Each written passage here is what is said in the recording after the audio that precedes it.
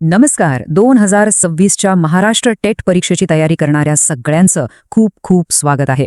आपल्या सगळ्यांना माहिती आहे, वेळ कमी आहे आणि अभ्यासक्रम तर प्रचंड मोठा आहे. मग यावर मात कशी करायची? तर आज आपण एक एकदम सोपी पण जबरदस्त 3 मुद्द्यांची स्ट्रॅटेजी बघणार आहोत. ही योजना आपलं यश मिळवण्याची शक्यता नक्कीच वाढवेल. चला, जास्त वेळ न घालवता थेट मुद्द्यावर येऊया. हाच तो प्रश्न आहे जो सध्या आपल्या सगळ्यांच्या मनात घोळत असेल, बरोबर ना? परीक्षा जवळ येते आणि नक्की योग्य दिशा कशी पकडायची हेच कळत नाहीये. बघा, अभ्यास तर सगळेच जण करतात, पण कमी वेळेत अचूक अभ्यास करून यश मिळवायचं असेल ना, तर एक पक्का प्लॅन लागतो. आणि गोंधळून न जाता एक योग्य मार्ग निवडण्याची हीच ती वेळ आहे. आपल्या या प्लॅनचा पाया आणि सगळ्यात पहिला महत्त्वाचा मुद्दा आहे आपला मार्गदर्शक. म्हणजे बघा, तयारीच्या या प्रवासात आपल्याला योग्य दिशा दाखवणारा एक विश्वासू साथीदार लागतो. आणि तो दुसरा तिसरा कोणी नाहीये, तर तो आहे PYQ, म्हणजेच मागच्या वर्षांच्या प्रश्नपत्रिका. पण थांबा, यांना फक्त जुन्या प्रश्नपत्रिका समजू नका. परीक्षेचं स्वरूप आणि तिची रचना समजून घेण्यासाठी हे एक अत्यंत महत्त्वाचं साधन आहे. हो, अगदी बरोबर. PYQ हे आपल्या अभ्यासासाठी सगळ्यात जवळचे आणि एकदम प्रामाणिक गाईड आहेत. ते आपल्याला कोणताही आडपडदा न ठेवता परीक्षेचा खरा चेहरा दाखवतात. ते आपल्याला सांगतात की नक्की काय महत्त्वाचं आहे आणि कशावर आपण आपलं लक्ष केंद्रित करायला हवं. एक साधं उदाहरण घेऊया. आपण जेव्हा डॉक्टरांकडे जातो तेव्हा ते काय करतात? आपली लक्षणं आणि त्यांच्या अनुभवाच्या आधारावर आजाराचं निदान करतात, बरोबर? त्यांना बरोबर कळतं की कोणती लक्षणं डेंग्यूची आहेत आणि कोणती मलेरियाची. अगदी तसंच PYQ आपल्याला परीक्षेचं खरं स्वरूप आणि तिचा पॅटर्न उलगडून दाखवतात. आणि हाच तो अनुभव आहे जो परीक्षेला सामोरं जाण्याआधी मिळवणं खूप गरजेचं आहे. प्रश्न कसे तयार केले जातात हे समजून घेणं खूप महत्त्वाचं आहे. आठवून बघा, 10वीच्या बोर्डाच्या परीक्षेवेळी आपण सगळ्यांनीच जुन्या प्रश्नपत्रिका पाहिल्या होत्या, नाही का? त्यातूनच सर आपल्याला प्रश्नांचा पॅटर्न कळला होता. फक्त महत्त्वाचे टॉपिकच नाही, तर बालमानसशास्त्रावरचे प्रश्न थिअरीवर आधारित आहेत की उपयोजनात्मक म्हणजे ॲप्लिकेशन बेस्ड आहेत हे सुद्धा कळतं. PYQ बघितल्याने अभ्यास नक्की कोणत्या दिशेने करायचा हे इतकं स्पष्ट होतं ना की आपला आत्मविश्वास आपोआप वाढतो.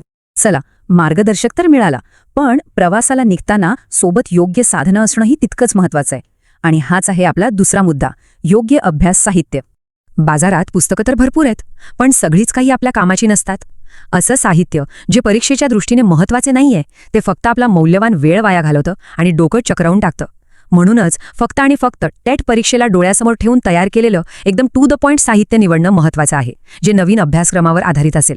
ही म्हण आपण सगळ्यांनीच ऐकली असेल आणि ती इथे अगदी परफेक्ट लागू होते. 100 वेगवेगळ्या पुस्तकांमधनं थोडं थोडं वाचण्यापेक्षा एकच चांगलं दर्जेदार पुस्तक अनेक वेळा वाचलं ना की संकल्पना अधिक स्पष्ट होतात आणि त्या कायमच्या लक्षात राहतात. त्यामुळे एकाच विश्वासार्ह साधनावर लक्ष केंद्रित करणं कधीही चांगलं.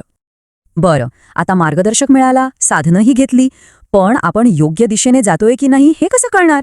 इथे येतो आपल्या तयारीचा सगळ्यात महत्त्वाचा टप्पा. आपला तिसरा मुद्दा आहे स्वतःच्या तयारीचं अचूक निदान. चला, परत एकदा डॉक्टरच्या उदाहरणाकडे जाऊया. त्याआधी साधं औषध देतात, फरक नाही पडला की डोस वाढवतात, तरीही बरं नाही वाटलं की मग काय करतात? बरोबर, ते आपल्याला काही टेस्ट करायला सांगतात. कारण आजाराचं मूळ कारण कळल्याशिवाय अचूक उपचार करणं शक्यच नाही. आणि एकदा कारण कळलं की रुग्ण पूर्णपणे बरा होतो. आपल्या अभ्यासाच्या बाबतीत ही टेस्ट म्हणजेच टेस्ट सिरीज आहे. हेच आपल्या तयारीचं अचूक निदान करणारं साधन आहे. आपण कितीही अभ्यास केला तरी जोपर्यंत आपण स्वतःला तपासून बघत नाही, तोपर्यंत आपल्याला आपल्या चुका, आपल्या कमतरता कळतच नाहीत. आणि टेस्ट सिरीज अगदी हेच काम करते. टेस्ट सिरीजमुळे आपल्याला आरशासारखं स्पष्ट दिसतं की आपले कच्चे आणि पक्के दुवे कोणते आहेत. म्हणजे समजा गणितातला सरासरी हा टॉपिक कच्चा आहे, हे कळल्यावर त्यावर जास्त लक्ष देता येतं. वेळेचं नियोजन कसं करायचं याचा सराव होतो. आणि हो, परीक्षेचं जे प्रेशर असतं ना, त्याची सवय आपल्याला इथेच होते. यामुळे नक्की कोणत्या भागाची रिव्हिजन करायची आहे याची अचूक दिशा मिळते. हे वाक्य खूप काही सांगून जातं. याचा अर्थ असा की प्रत्यक्ष युद्धात कमी रक्त सांडवायचं असेल तर सरावामध्ये प्रचंड घाम गाळला पाहिजे. म्हणजेच काय, परीक्षेच्या दिवशी जर आरामात पेपर सोडवायचा असेल तर आता टेस्ट सिरीजच्या माध्यमातून भरपूर सराव करणं अत्यावश्यक आहे. तर मग आता आपण या तिन्ही मुद्द्यांना एकत्र जोडून बघूया. यशाचा निश्चित मार्ग कसा तयार होतो ते पाहूया.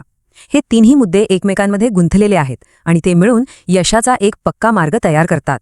फक्त 3 नियम, ही त्रिसूत्री आपल्या तयारीचा कणा आहे असं समजा. या 3 गोष्टी जर आपण व्यवस्थित केल्या तर यश मिळवण्यापासून आपल्याला कोणीही रोखू शकत नाही. चला, एकदा पटकन पुन्हा बघूया. पहिला स्तंभ आहे PYQ, जो आपला प्रामाणिक मार्गदर्शक आहे.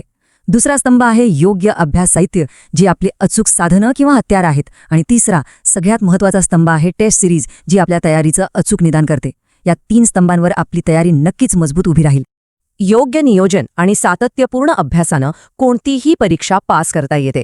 ही त्रिसूत्री आपल्याला एक स्पष्ट दिशा देते. आता प्रश्न फक्त एकच आहे की यशाच्या या मार्गावर चालण्यासाठी आपण सगळेजण तयार आहोत का? चला तर मग या नियोजनानुसार अभ्यास करून या संधीचं सोनं करूया.